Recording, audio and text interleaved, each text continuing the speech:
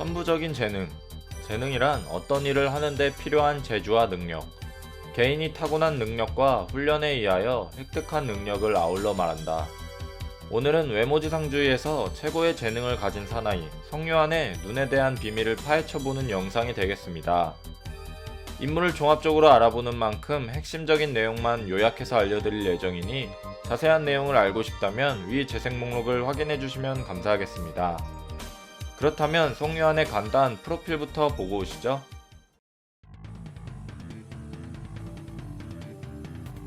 항상 갈색 머리를 하고 다니며 자신의 애완견을 데리고 다니는 성유한의 첫 등장은 4대 크루 갓독의 헤드로 등장하게 됩니다. 교전에 있었던 상대들의 무술을 뭐든지 따라하는 천부적인 카피 능력을 가지고 있으며 제원고의 대표 세력인 박형석과 이태성, 진호빈 바스코 등을 혼자서 압도하는 실력을 자랑한 인물이죠. 그 후 장진혁의 배신으로 일반인이면 죽을 법한 뒷목에 강탈을 맞게 되지만 일어나서 자신을 배신한 갓독 일행들을 죄다 박살냈으니 그의 실력은 장진혁이 비유했던 괴물 같은 힘을 가지고 있습니다. 하지만 성유한은 처음부터 강자가 아니었습니다. 그의 과거는 찢어지게 가난했으며 한부모 가정으로 어머니를 모시고 있죠.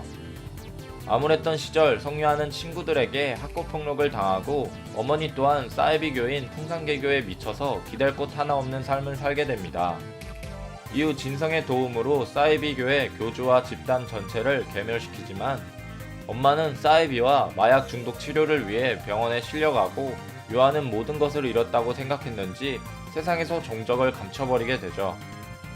후 요한은 거리를 전전하며 빅딜을 찾아갔지만 사정이 좋지 않았던 빅딜은 요한을 받아주지 않았고 거기서 한신우의 경제적인 도움과 서성은은 울고 있는 요한을 보고 돈이라도 벌고 싶다면 신발이라도 뺏어서 팔고 세상은 운다고 약해지지 않는다며 현실적인 조언을 해줍니다.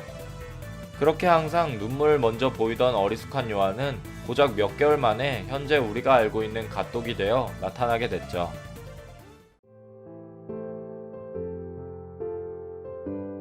성유한에 대한 떡밥의 키워드는 총 3가지로 유전과 마약 그리고 행보입니다. 첫 번째, 눈에 관련된 직접적인 떡밥인 유전은 현재 성유한의 외형적인 부분에서부터 드러나게 됐습니다. 먼저 성유한의 첫 등장 시점인 사이비편과 갓독편에서 요한의 눈에 외형적인 문제가 없었지만 어느샌가 호스텔편 이후부터 오른쪽 눈이 왼쪽 눈과 다른 모습으로 회색빛이 도는 눈동자의 모습을 가지고 있죠. 이 모습을 본 독자들은 눈이 갑작스럽게 회색이 된 걸로 보아 어머니에게 각막을 이식해준 것이 아니냐라는 의견들이 많았지만 외모지상주의 263화 원나잇 편에서 김중구와의 싸움 도중 펀치가 실수로 미스가 났던 적이 있었습니다.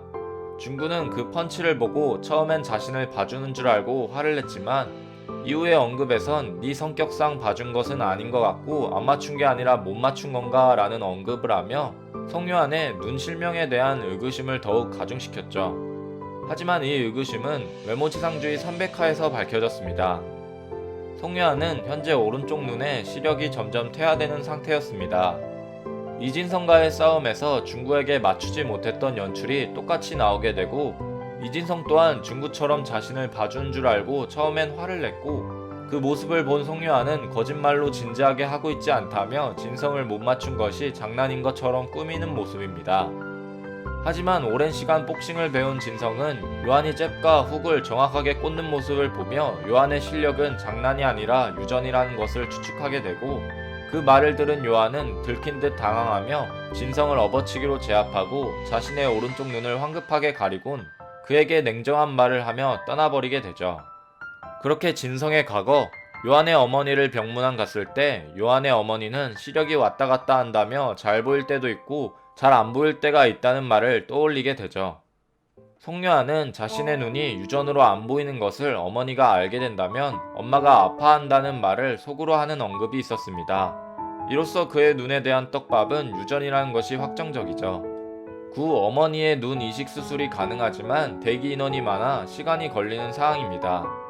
그 대기 인원을 1순위로 만들기 위해 그동안 종건의 후임이 되려고 노력했지만 버림을 받았고 그 복수를 위해 종건을 찾으려고 백호인력소로 찾아가 백호인력소의 인턴이 된 모습입니다.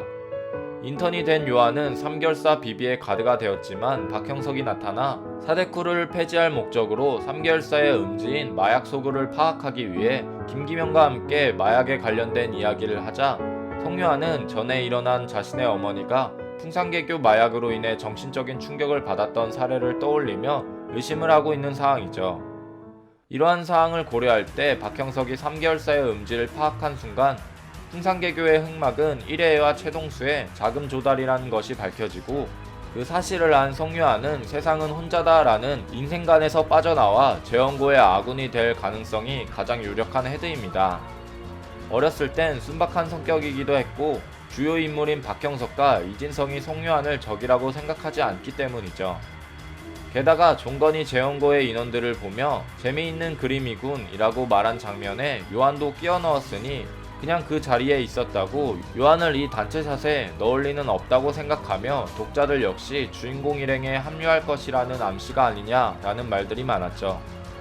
호스텔 편에서 장진혁이 호스텔 A가 재원고를 말살시키려는 계획을 막을 사람이 없다고 말하는 다음 장면에서 재원고가 있는 로데오 거리 방향으로 송유한이 가는 장면이 나온 것을 본다면 이러한 떡밥은 송유한이 재원고 소속으로 합류할 가능성의 떡밥으로 보이며 그 시점은 바로 현재 박형석이 파헤쳐야 할 3개월사 시점이 아닐까 싶습니다.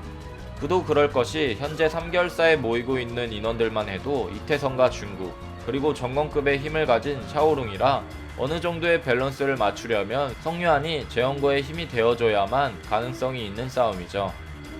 앞으로의 행보가 기대될 송유한, 과연 그들의 싸움은 어떻게 될까요? 여러분들의 생각을 댓글로 적어주시길 바랍니다. 이상 시청해주셔서 감사합니다.